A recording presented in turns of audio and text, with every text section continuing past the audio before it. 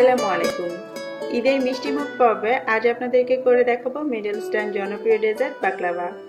সুন্দর এই ডেজার্টটি নানা রকম ডিজাইনে তৈরি করা যায়। আপনাদের জন্য আজ আমি নাইটিঙ্গেল নেস্ট নামক ডিজাইনটি তৈরি করে দেখাবো।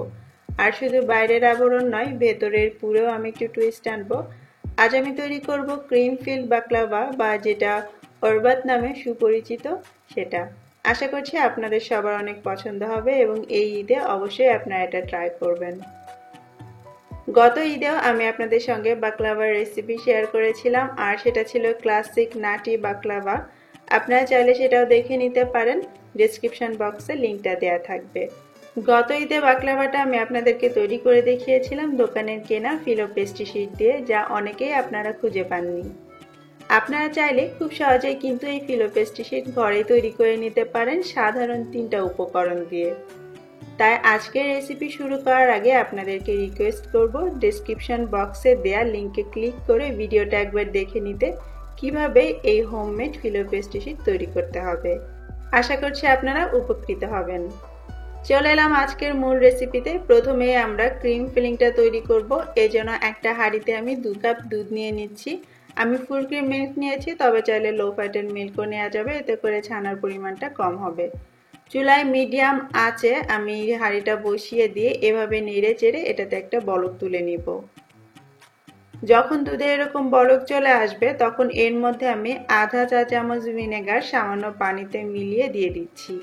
আপনি চাইলে লেবুর রস বা টক দই দিয়েও কিন্তু ছানাটা কেটে নিতে পারেন। একটু এভাবে নেড়ে চেড়ে দিতে হবে এবং চুলার আঁচটা কমিয়ে দিতে হবে। কিছুক্ষণের মধ্যেই দেখবেন ছানাটা এভাবে কেটে যাচ্ছে আর পানিটা আলাদা হয়ে যাচ্ছে। যখনই দেখবেন ছানা কাটা শুরু হয়ে গিয়েছে, সাথে সাথে আপনাকে ছানাটাকে তুলে নিতে হবে, কারণ আমাদের খুব সফট একটা ছানার দরকার। আপনি চাইলে একবারে নিংড়েও নিতে পারেন। তারপর ওই হাঁড়িতে আমি আবারও দিয়ে দিচ্ছি 1.5 কাপ পরিমাণ দুধ। আবারও আমি ফুল ক্রিম মিল্ক নিচ্ছি, চাইলে লো ফ্যাট নেওয়া যাবে, তবে ফুল ক্রিম বেস্ট। এবারে মিষ্টি করার জন্য 2 টেবিল চামচ চিনি দিয়ে দিলাম, তবে খুব বেশি মিষ্টি করার দরকার নেই। তারপরে দিয়ে দিচ্ছি 1 টেবিল চামচ বাটার। চাইলে ঘি দিতে পারেন, তেল না দেওয়াই ভালো, এতে করে ফ্লেভারটা বেশি ভালো আসবে না। এবার এটাকে ঘন করার জন্য আমি দিচ্ছি 2 টেবিল চামচ কর্নফ্লাওয়ার। আপনার কাছে যদি সেটা না থাকে, সেক্ষেত্রে আপনি ময়দা ব্যবহার করতে পারেন অথবা কাস্টার্ড পাউডার। এবার এই সবকিছু একসঙ্গে আমি নেড়েচেড়ে মিশিয়ে নিচ্ছি। যখন দেখবেন দুধের সঙ্গে এটা প্রায় মিশে গিয়েছে, তখন চুলাটা অন করতে হবে এবং মিডিয়াম লো আঁচে অনবরত নাড়তে হবে যতক্ষণ না এটা ইয়োগার্টের মতো ঘন হয়ে যাচ্ছে। আমার মিশ্রণটা তৈরি হয়ে গিয়েছে, দেখতেই পাচ্ছেন। এবারে আমি চুলাটা বন্ধ করে দিব। আর বেশি এটাকে ঘন করব না, কারণ ঠান্ডা হওয়ার পরে কিন্তু এটা আর একটু ঘন বা টাইট হয়ে যাবে। এবারে আমি এটাকে চুলা থেকে নামিয়ে নেড়েচেড়ে ঠান্ডা করে নিব। এবারে একটা মিক্সিং বলে আমরা সে যে ছানাটা কেটে নিলাম সেটা ঢেলে নিচ্ছি। ছানা কাটার পর আমি একটু ঠান্ডা পানি দিয়ে এটাকে ধুয়ে নিয়েছিলাম, যাতে ভিনেগারের গন্ধটা চলে যায়। তারপরে এটাকে ভালো করে একটু বিট করে নিচ্ছি। আপনি চাইলে হাত দিয়ে চটকেও নিতে পারেন। মেইন উদ্দেশ্য হচ্ছে ছানার দানাগুলো যাতে ভেঙে যায় আর সফট হয়ে যায় সেটা। আমার ছানাটা এরকম সফট হয়ে গিয়েছে। এইবারে আমি এর মধ্যে সেই যে দুধ আর কর্নফ্লাওয়ার দিয়ে একটা ক্ষীর তৈরি করলাম সেটা ঢেলে দিব।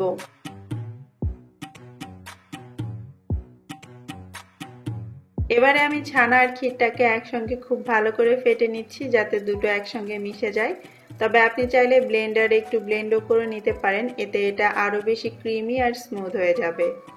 ব্যাস, আমাদের ভেতরের ক্রিম ফিলিংটা রেডি হয়ে গিয়েছে। আর এটা কিন্তু আপনি বাকলাভা ছাড়াও কুনাফা এবং বাসবুসার পুর হিসেবেও ব্যবহার করতে পারেন। আর এই মিশ্রণটা আমরা ঠান্ডা ঠান্ডায় ব্যবহার করব। এবার আমি এটাকে একপাশে সরিয়ে রেখে দিচ্ছি। এরপরে আমরা যে প্লেট বা বেকিং ট্রেতে বাকলাভাগুলোকে বেক করব সেটা একটু গ্রিস করে নিচ্ছি।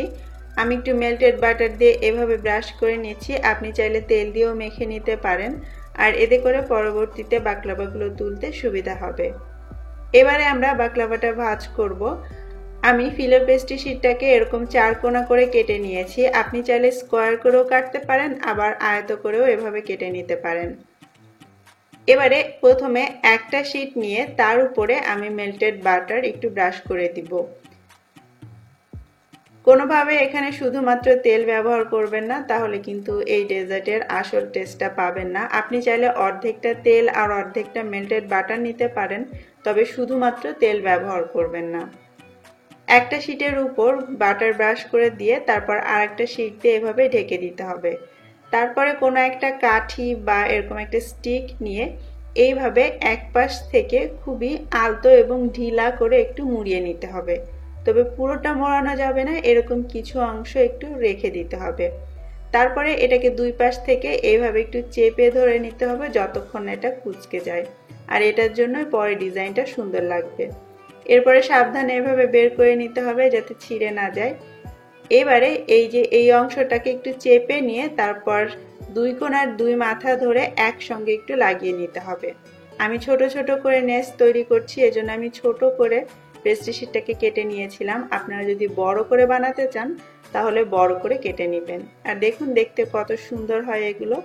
তারপরে প্রত্যেকটাকে নিয়ে সেই গ্রিস করা বেকিং ট্রের উপর আমি বসিয়ে দিচ্ছি, আর জোড়া লাগানো অংশটা আমি ট্রের গা ঘেঁষে দিচ্ছি যাতে এটা খুলে না আসে। বেক করার পর আর খুলে যাবে না। এইভাবে করে যতগুলো ধরে আমি একটা ট্রেতে এভাবে বসিয়ে নিয়েছি। এবারে সেই যে বাকি মেল্টেড বাটারটা ছিল সেটা দিয়ে খুব ভালো করে এটাকে ওয়াশ করে দিতে হবে। আলতো করে দিবেন না, একটু বেশি করে এটাকে এইভাবে ওয়াশ করে দিতে হবে যাতে করে পরবর্তীতে আমরা যখন এটাকে বেক করব খুব ভালোভাবে ফুলতে পারে। বাটার ওয়াশ করা হয়ে গেলে তারপরে আমরা সেই যে ক্রিমের মিশ্রণটা তৈরি করলাম সেটা এর ভেতরে এইভাবে একটু একটু করে দিয়ে দিতে হবে। এই মিশ্রণটা আপনি চাইলে কিন্তু বেক করার আগে দিতে পারেন, আবার বেক করা হয়ে গেলে তারপরেও দিতে পারেন। আমি আগেই দিচ্ছি। তারপর এটাকে আমি বেক করে নিব 180 ডিগ্রি সেন্টিগ্রেডে মিডল র্যাকে রেখে যতক্ষণ না ওপরটা সুন্দর সোনালী কালারের হচ্ছে। একইভাবে অন্য একটা বেকিং ট্রেতে আমি আরও কিছু এরকম নেস তৈরি করে নিয়েছি এবং এগুলোকেও বাটার ওয়াশ করে নিয়ে তারপরে আমি এর মধ্যে দিয়ে দিচ্ছি কিছু বাদাম।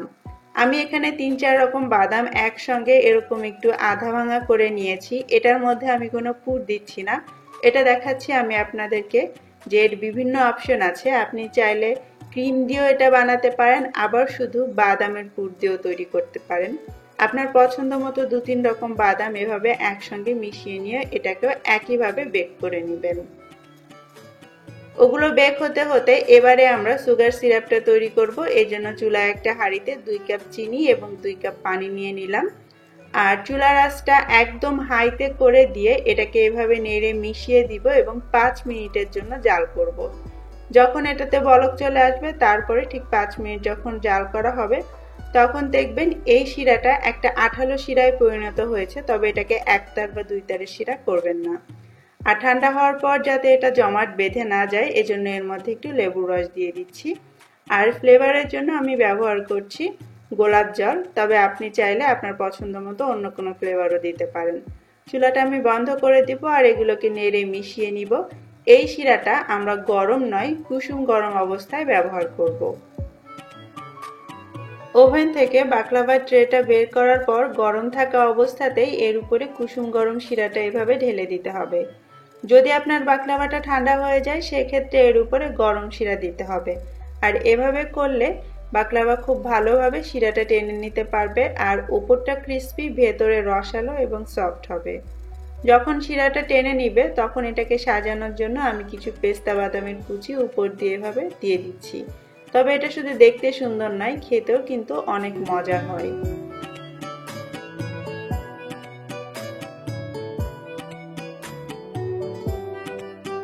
একই সাথে অন্য একটা ট্রেতে আমি যে বাকলাভাগুলো করেছিলাম শুধু বাদাম দিয়ে, সেটার উপরেও আমি আরও কিছু বাদামের কুচি এবং বাদামের গুঁড়ো দিয়ে সাজিয়ে দিয়েছি এবং কয়েকটা আমি ক্রিম দিয়েও সাজিয়ে নিয়েছি।